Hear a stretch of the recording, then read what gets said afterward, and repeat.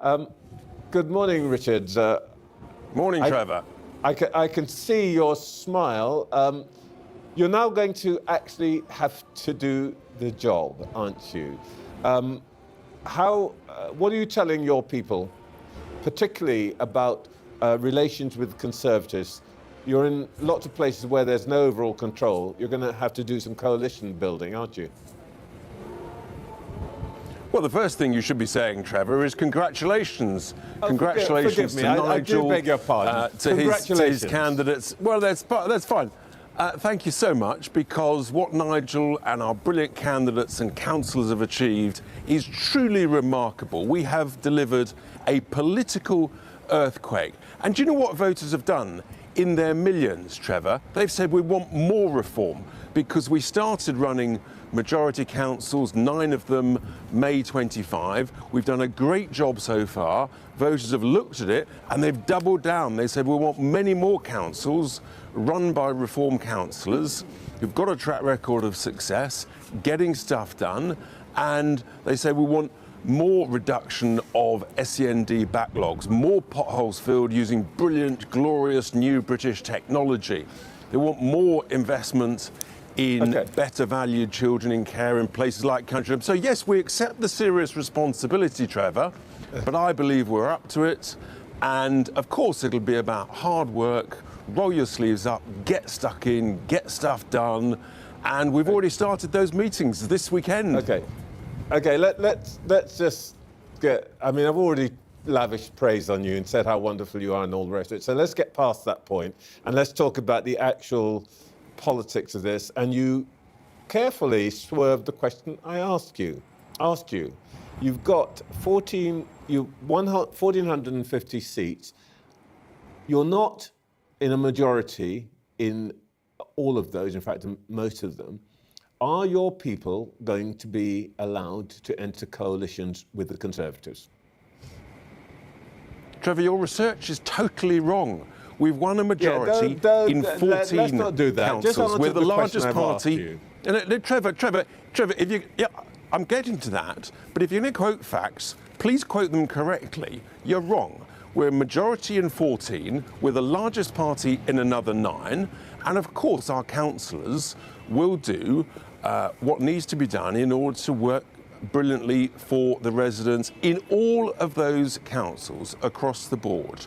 But, you know, whether it's Sunderland, Gateshead, St Helens, all the way down, you know, we've repainted the Red Wall a bright, optimistic turquoise. We've repainted the Tory shires of Norfolk, Suffolk and Essex. And yes, there's hard work. We're not afraid of that. And we'll do what is necessary, applying common sense, business-like approach to getting stuff done and making good decisions. That's what voters want us to do. Forgive me, I'm going to give it one more go, because, you know, we've had this kind of conversation many times. We can have an argument about numbers, and you can give the campaign a speech again. I've just asked you a very simple question. In places where there are coalitions possible that would put reform in the place where it can wield power, and by the way, we could have an argument about your track record and how great it is or not, but just answer the question, are you going to instruct your people that they may not enter coalitions with the Conservatives?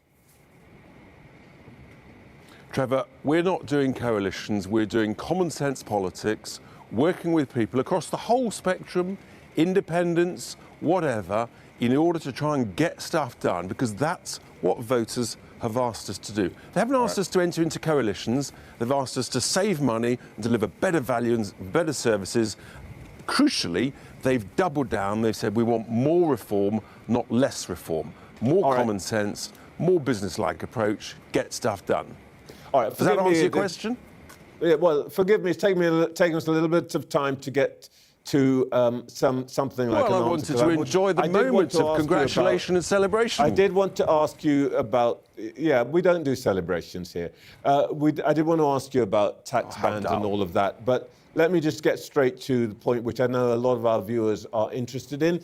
And I know you're irritated by the many questions that are being asked about Nigel Farage's £5 million gift. I also know he didn't have to declare it, so you don't have to tell me that. And you'd have to be a monk or a moron to turn down 5 million quid. I get all of that. But you might ask, what does a donor expect for 5 million quid? What does Christopher Harborne expect from Nigel Farage? Zero. Zip. Niente. So he nothing. Oh, so if I Nil ring him up qua. and I say, can I have 5 million quid for no reason at all, I stand a Well, look, chance. Trevor, you can ask you can ask whoever you want. That's your prerogative. I just know that Nigel is his own man. He is a strong man, and no one can buy anything with regard to Nigel. His convictions, his principles are absolutely rock solid to save this great country. And you know what? Voters have heard all of this, and they've said, we want more Nigel, not less Nigel. He says that it was a gift. He's very switched on, and he knows that this will become an object of controversy. Why didn't he ask for it to become a donation to the party rather than to him personally? And then it would go through the normal kind of process, and he wouldn't be accused of enriching himself. Because, Trevor, this gift was made to Nigel to look after his safety and security primarily before he decided to come back into British politics. And do you know what? Millions and millions of British people are delighted, are grateful, am I, for that incredible generosity, unconditional gift, which will hopefully keep Nigel safe and secure in a state that has consistently refused to protect Nigel. Richard Tice, thank you so much for your time this morning. Thank you.